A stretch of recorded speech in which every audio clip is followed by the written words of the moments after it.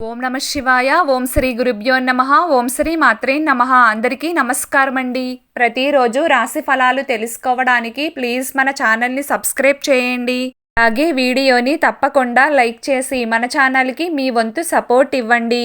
గోచార్య రీత్యా కుంభరాశి వారు ఎటువంటి శుభ అశుభ ఫలితాలు పొందుతారో తెలుసుకోవాలంటే ఈ వీడియోని స్కిప్ చేయకుండా చివరి వరకు చూడండి.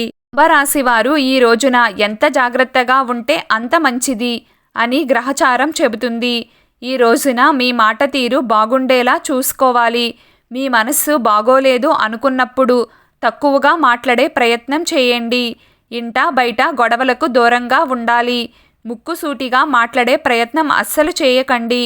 ఇంకా చెప్పాలంటే ఈరోజు ఎవరితోనూ పెద్దగా మాటలు కలపకుండా మీ పని మీరు చేసుకుంటే ఎలాంటి ఇబ్బందులు రావు.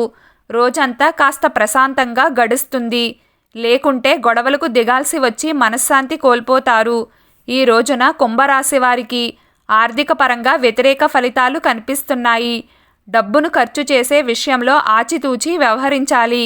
అనవసర ఖర్చులకు దూరంగా ఉండే ప్రయత్నం చేయండి. అలాగే డబ్బును అప్పుగా కూడా ఇవ్వకండి.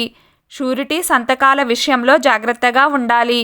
నమ్మక ద్రోహం జరిగే ఆస్కారం ఉంది కాబట్టి మీ జాగ్రత్తలో మీరు ఉండడం చాలా మంచిది. వృత్తి ఉద్యోగ వ్యాపార రీత్యా తగిన జాగ్రత్తలు తీసుకుంటే ఎలాంటి ఇబ్బంది ఉండదు. భాగస్వామి వ్యాపారాలు చేసేవారు లాభనష్టాలను ఒకసారి చెక్ చేసుకోవాలి. కొత్త విధానాలకు దూరంగా ఉండాలి.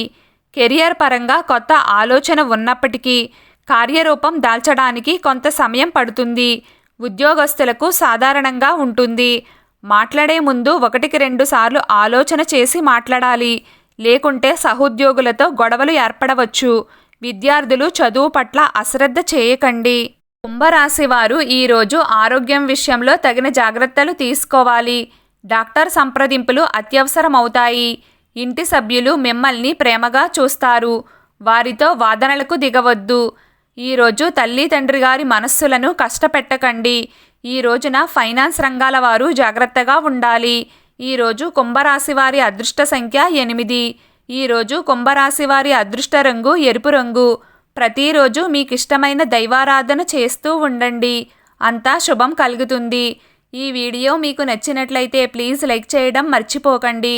అలాగే ప్రతిరోజు రాశి ఫలాలు తెలుసుకోవడానికి మన ఛానల్ని సబ్స్క్రైబ్ చేయండి. నమస్కారం.